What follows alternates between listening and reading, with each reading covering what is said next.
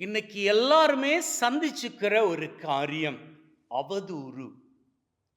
ஒருத்தர் நம்ம பத்தி நம்ம முகத்துக்கு முன்னாடி அவதூறு பேசுகிற பொழுது நம்ம முகம் எப்படிங்க இருக்கும்?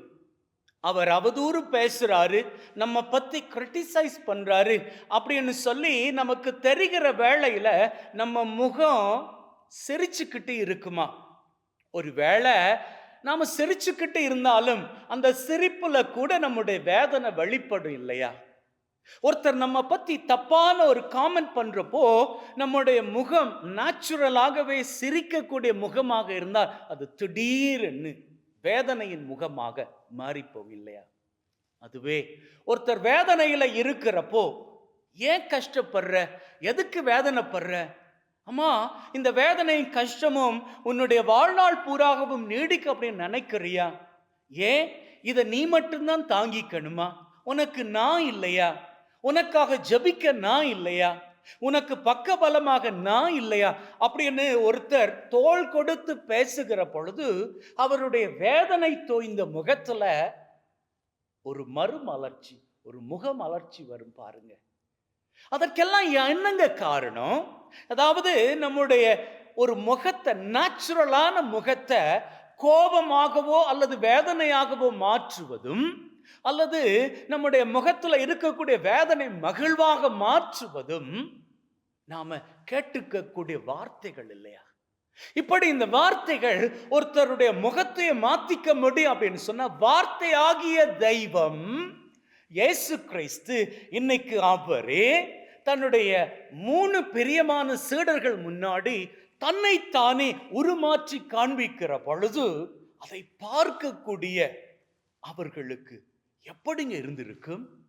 அவர்களது உணர்வுகளை நம்ம வேதத்துல படிக்கிறோமே. அப்படி படிக்கிற பொழுது அங்கே எழுதப்பட்டிருக்கக்கூடிய வார்த்தைகளில் மாத்திரம் நம்மால் உணர்ந்துக்க முடியாது. ஏன்னா அந்த வார்த்தைகளை தாண்டி அவர்களது அனுபவம் இருக்கிறது. அந்த அனுபவம் மிக மிக பெரியதாகும். இப்போ இந்த உருமாற்றம், இன்னைக்கு நாம கொண்டாடக்கூடிய இயேசுவின் உருமாற்றம் நமக்கு தரக்கூடிய செய்தி என்ன தெரியுமா? அது வரைக்கும் இயேசுவின் முகம் அற்புதமாக இருந்தது. அவரது சீடர்களுக்கு, அவரது அப்போஸ்தலர்களுக்கு, அவரை பின்தொடர்ந்த மக்களுக்கு, இவர்களுக்கெல்லாம் இயேசுவின் முகம் அற்புதமாக இருந்தது. அவரை பார்க்கின்ற பொழுதே, what a face, it's a grace filled face. பார்க்கிற பொழுதே அப்படி கிருபை தோய்ந்த முகமாக இருக்கிறது. அப்படி என்ன இருந்திருக்கக்கூடிய அந்த முகம் இப்போ இரட்டிப்பான ஒளியோடு, இரட்டிப்பான மகிழ்வோடு, இரட்டிப்பான ஆசீரோடு, அது எப்படி என்ன சொல்லிக்க முடியாத அளவுக்கு அவ்வளவுக்கு சூப்பராக இருக்கும் அப்படின்னு சொன்னா, அங்கிருந்து நாம கத்துக்கக்கூடிய பாடம் என்ன தெரியுமா? நம்முடைய சாதாரண வாழ்க்கை, நம்ம சாதாரண வாழ்க்கை இன்னைக்கு சந்தோஷமாக இருக்கு அப்படின்னா, அல்லது மத்தியமமாக இருக்கு அப்படின்னு சொன்னா, இந்த மத்தியமமான வாழ்க்கை, சந்தோஷமான வாழ்க்கை இரட்டிப்பின் சந்தோஷமாக, இரட்டிப்பின் மகிழ்வாக, இரட்டிப்பின் ஆசிராக மாறணும் அப்படின்னு சொன்னா, நாமும் இயேசுவை போன்று, அங்க இருந்தாங்களே 3 சீடர்கள், அவர்கள் முன்னாடி எப்படி இயேசுவின் முகம் ஒளிர்மயமாக மாறியதோ அது போன்று நம்முடைய வாழ்க்கையில் சந்திக்கிறோமே அடுத்தவர்கள், அவர்களது வாழ்க்கைக்கு நாமும் நம்முடைய வாழ்க்கை மூலம் ஒளியாக திகழணும். அடுத்தவரது வாழ்க்கை இருளில் தள்ளிவிடக்கூடிய சத்துருக்களாக அல்ல, மாறாக இருளில் கிடக்கிறார்களே அவர்களது வாழ்க்கை ஒளிக்கு கொண்டு வரும் அளவிற்கு நாம் சூரியனாக திகழ வேணும்.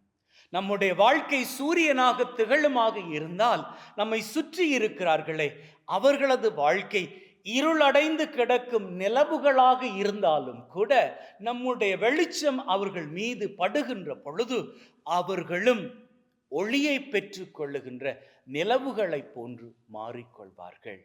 ஏன்னா இன்னைக்கு நம்ம சுற்றி இருக்கிறார்களே அவர்களை கிரிட்டிசைஸ் பண்ணுவதற்கு எத்தனையோ பேர் இருக்கிறார்கள்.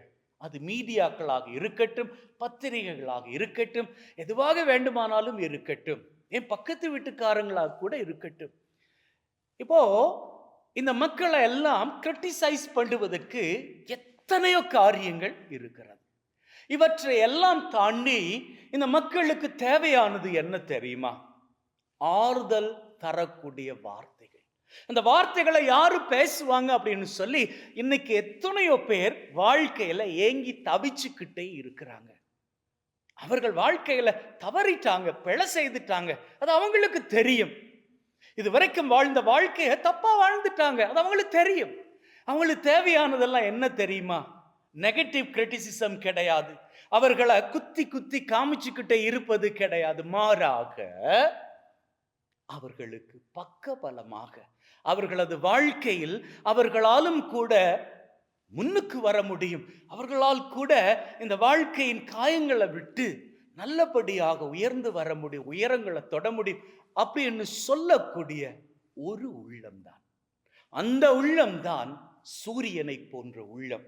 அந்த உள்ளம் மாத்திரம் அவர்களுக்கு கிடைச்சிருச்சு அப்படின்னு வச்சுக்கோங்களேன், அவங்க வாழ்க்கை எப்படியாச்சும் கஷ்டப்பட்டாவது தத்தி தாவி முன்னுக்கு வந்துடுவாங்க.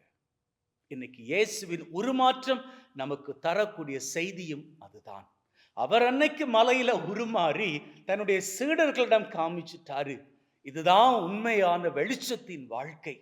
இந்த வாழ்க்கையை நீங்களும் வாழணும். அப்படி வாழணுமாக இருந்தா அடுத்தவர்களை நீதி தீர்ப்புக்கு உள்ளாக்க வேண்டாம், அவர்களை நீங்க குற்றவாளிகள் அப்படின்னு ஃபீல் பண்ண வைக்க வேண்டாம். மாறாக நீங்கள் என்ன தப்புக்கள் பண்ணி இருந்தாலும் இந்த தப்புக்கள் எல்லாம் நீங்க விட்டு விட்டு வருவீர்களாக இருந்தால் உங்க வாழ்க்கை வெளிச்சத்தை காணும் அப்படின்னு சொல்லி பேசக்கூடியவர்கள் தான். அந்த வார்த்தைகளை பேசக்கூடியவர்கள் நீங்களாக இருங்கள். அப்படி பேசுவீர்களாக இருந்தால் நீங்க அவர்கள் வாழ்க்கையில் வெளிச்சமாக இருப்பீர்கள். வெளிச்சமாக இருப்பதை காணக்கூடிய தெய்வம் உங்களது வாழ்க்கையில் நீங்க நினையாத எத்தனையோ ஆசீர்வாதங்களை அள்ளி பொழிவார். அப்படி பொழிகின்ற பொழுது அவற்றை பெற்றுக்கொள்ளக்கூடிய அந்த தருணம் இருக்கிறதே, அது மகிழ்வின் சிகரங்களை உயரங்களாக தொட்டுக்கொள்ளும். ஆமென்.